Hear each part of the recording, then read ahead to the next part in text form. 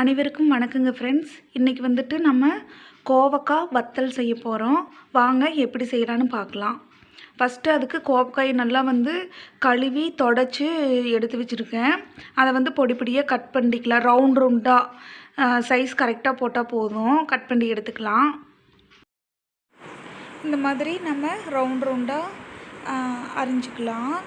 அப்புறம் பார்த்திங்கன்னா அப்படியே தயிர் எடுத்துருக்கேன். தயிரில் உப்பு போட்டு கலக்கி வச்சுருக்கேன். நம்ம கட் பண்ணி அந்த தயிரில் சேர்த்திக்கலாம்.